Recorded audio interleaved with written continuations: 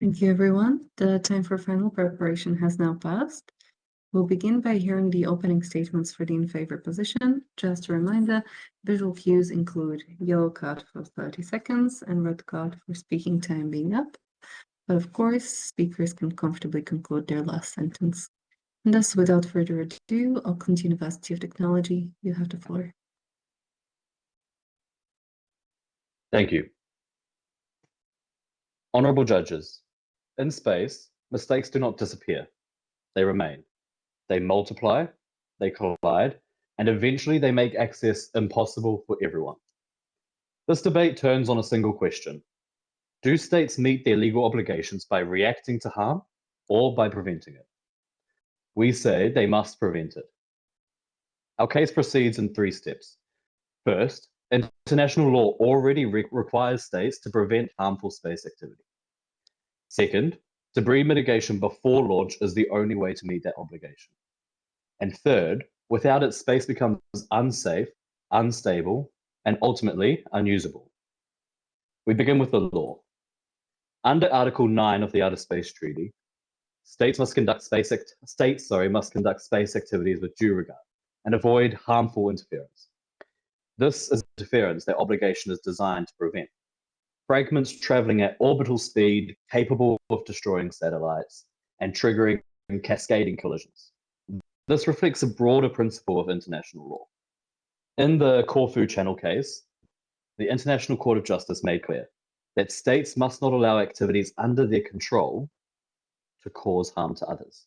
Now, obviously, the material facts are quite different in this motion, but the principle applies. States must prevent harmful space activity originating from their jurisdiction.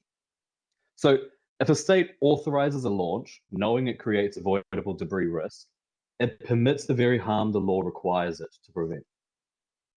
What this establishes is simple. States already have a duty to prevent harm. So the question becomes, how do they actually do that? Now, my learned friends will say regulate after launch, but that fails for one fundamental reason. Debris cannot be undone. Once created, it cannot be recalled, only endured. This is the Kessler syndrome risk, a chain reaction where one collision creates thousands more, and orbit becomes unusable. You cannot clean up a collision that you choose to allow. International standards recognize this reality. The United Nations Space Debris Mitigation Guidelines and COPUOS frameworks require states to minimize debris creation. Sure, they're not binding treaties, but they reflect accepted international standards of conduct. And states already implement them domestically. For example, here in New Zealand, under the Outer Space and High Altitude Activities Act 2017, launches require licenses, and conditions can be imposed before launch.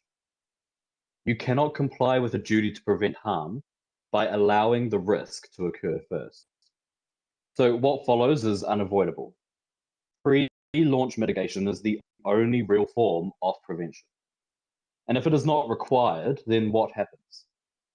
Without pre-launch requirements, states allow preventable harm. And under Article 6 of the Outer Space Treaty, they remain internationally responsible for the activities they authorize. So if they do not regulate, they do not avoid responsibility, they incur it. And the consequences are not isolated, they are systemic. More debris, more collisions, less access. This is not just environmental damage, it is the loss of the space environment itself. So the reality is this: failure to regulate before launch creates irreversible harm. So bringing this together, this case is not about restricting access to space, it is about preserving it, because space is not infinite, it is shared, it is fragile. And shared fragile environments require responsibility. Thank you. Thank you. University of Maryland, you have 4 minutes for your opening statement for the against position. Am I audible and visible? You are. Okay. All right. I'll be starting in 3, 2, 1. Space access is deeply unequal. Dozens of countries can own satellites, but only a small elite can independently dream of reaching space. Because space programs offer transformative benefits, we reject the pro's burdensome and unfeasible regulatory regime. Our first contention is that the pro will only further entrench and exacerbate severe inequities in space. Out of all the degrees in space, the overwhelming majority comes from just three countries: Russia at 33%, the US at 30%, and China at 21.5%. As Smith and colleagues writing for the Journal of Space Safety Engineering in 2024 point out, space debris can be analogized to climate change, where a small group of powerful countries produce the world's most emissions, burdening the whole world. The pro's one-size-fits-all approach, top-down, would unjustly distribute the cost of space debris among all nations equally. Colleagues for the Journal of Legal, Ethical, and Regulatory Issues in 2022 explained that a bottom-up approach developed on the basis of the existing rules and practices of individual states will better take into account the interests of all actors, respond flexibly to changing conditions, and avoid the adoption of non-working rules. A bottom-up approach would even be more consistent with international law than the pro. From the 1967 Outer Space Treaty to the IADC Guidelines on Debris Management of 2025, international agreements work best as frameworks of shared principles. Regulating space exploration requires highly technical and scientific rulemaking, dependent on specific contents. Developing universal rules at the global level, as the PRO does, is simply not feasible and would only delay and hamper emerging space programs. Our second contention is that the burden imposed by the pro's pre-launch regulatory regime far outweigh the limited threat posed by space debris. As University of Birmingham astronomist chair writes, the reality is not likely to be on the scale of the events depicted in the film Gravity. Results presented by the Interagency Space Debris Coordination Committee show an expected increase in the debris population of only 30% after 200 years, with continued partnership, the National Copernicus Capacity Support Action Program for the Philippines and the Copernicus LAC in Panama. The European Space Agency estimates $20 of economic return from investments in satellite Earth observation infrastructure for every $1 invested.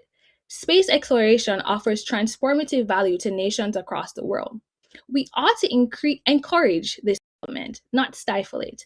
In what should be the collective exploration of humanity's next frontier, the pro's contention can only reinforce global inequality, and it therefore cannot stand. Thank you. Thank you very much. We'll now proceed to hear the first rebuttal, starting with Auckland University of Technology for in favor position. You have 2 minutes. The claim that my learned colleague is making, that it's unfair for earlier space powers like the United States, China, and Russia that contribute to the vast majority of the space debris, and stating that they got away with it, misunderstands what regulation is trying to achieve for the future. This debate is crucially about not punishing the past, that's done. It's about preventing future harm, and that should be the critical focus.